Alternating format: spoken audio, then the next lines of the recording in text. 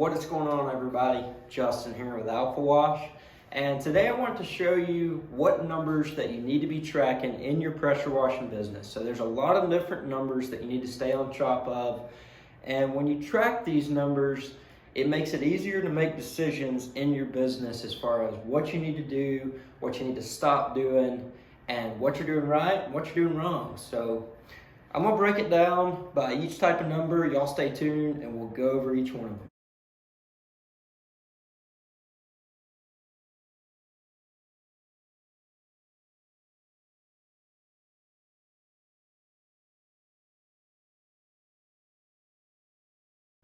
All right, so here's a breakdown of all the numbers that you need to track within your pressure washing business. So as you can see, there's a lot of different numbers.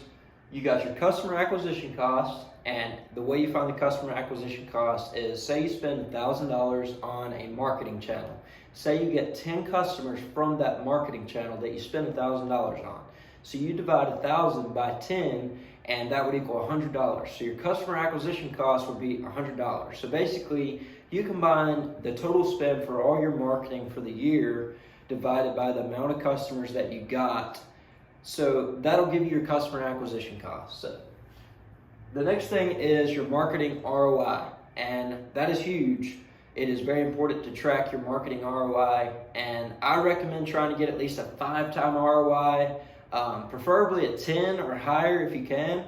So basically, how you calculate your ROI is you take the amount that you spend on your marketing, and then you look at the amount of revenue brought in by the marketing. So let's say we spent $100 on marketing, a Facebook ad. Say we spent $100 on it, and say we brought in $2,000 for it from the ad. So you would take 2,000 and divide it by 100, and that would give you 20. So that would be a 20-time ROI. So you're putting in 10, you're getting 2,000 back. So that's how you calculate an ROI. So basically a 5-time ROI would be 5 times the amount that you spent. So if I put in $100, I'm getting $500 back from that. So that's your marketing ROI. So your overhead.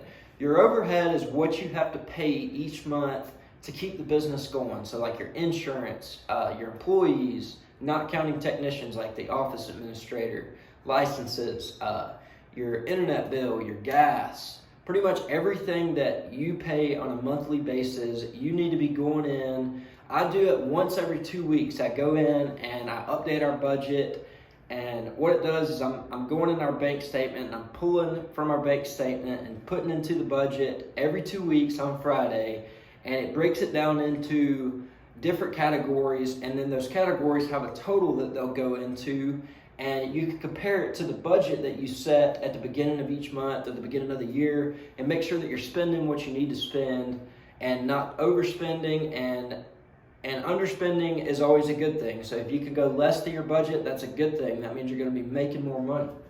So sales, obviously, you want to keep track of all your sales. We've got a spreadsheet that we keep track of our sales in. We update it every Friday. A weekly total of the sales, and we also separate that out into commercial revenue versus residential revenue. So the next thing is your labor rate. So we try to keep our labor rate around $200 an hour, and we calculate that based on looking at our job hours inside of our CRM app versus what we charge for the job. So basically, if we charge $600 for a job, it should take us around 3 hours, so that'd be $200 an hour. So you want to make sure that you constantly tracking your labor rate. And all these numbers, it isn't track it one time and be done with it. It's something that you need to put a routine into so you can track it consistently, because when you track something consistently, you're going to manage it better. Anything that gets measured gets managed. So labor rate, and then debits versus credits. This is one that I really like, especially if numbers and accounting and stuff like that is overwhelming to you. This can be a really simple one. Debits versus credits is every charge that you make that goes money going out from the business versus every time you take in money from the business. So in one basket, I say one basket, the way we do it is we've got 2 spreadsheets, or 2 different columns on a spreadsheet. We'll put all of our income on one side and all of our money that's spent going out of the business on the other side. And this is a real easy way to tell if you're making money or losing money. Basically, it's, like I said, 2 columns, and the difference is going to be what you're making or what you're losing. So your number of jobs that you do, you're going to want to keep up with that on a weekly basis. The number of leads that you do.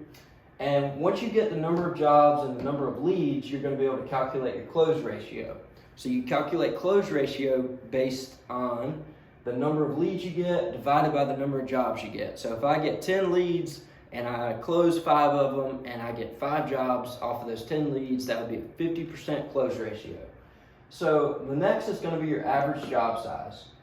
So the way you calculate that is you look at the number of jobs and your total revenue. So you divide your total revenue by the number of jobs. So let's say we've done 100 jobs and our revenue is, or let's say we've done 10 jobs and our revenue is $1,000. So that would tell us that our average job size would be $100, because 100 times 10 is 1,000. So, and then your cost of goods sold. So cost of goods sold are going to include your chemicals, your technician or labor rate, and if you're doing the work yourself, I highly recommend that you put what you're paying yourself in there, because your time is definitely worth something. And I think that's about everything. So average job size, close ratio, number of leads, number of jobs, customer acquisition cost, cost of goods sold, debits versus credit, sales, labor rate, overhead, and your marketing ROI.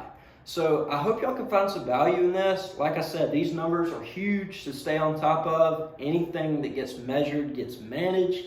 So for your pressure washing business, I highly recommend that you actively track all these numbers. An easy way to make sure that you stay on top of it, and this is what works for me. I put it into Google Calendar and I make it repeat every 2 weeks on Friday.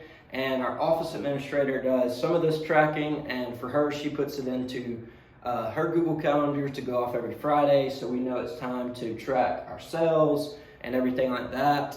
And something else that we also track that's not on the board is we also track how many calls are coming in each day, how many leads are coming in each day, how many outbound calls are made from our office, and things like that. So anything that you think you might need to track, go ahead and do it, because like I said, anything that's measured is managed. So hope y'all can find some value in this. If y'all like the content that I'm putting out, make sure to go on there and hit the subscribe button. I'm trying to provide value to people, especially people that are new and getting into the pressure washing business and want to learn more about it. I know a lot of guys are charging for their courses and things like that, and I'm wanting to put out some very valuable content that you don't have to pay for, because I know how it is starting a business. I know it can be tight on funds and everything like that. So we'll catch y'all later.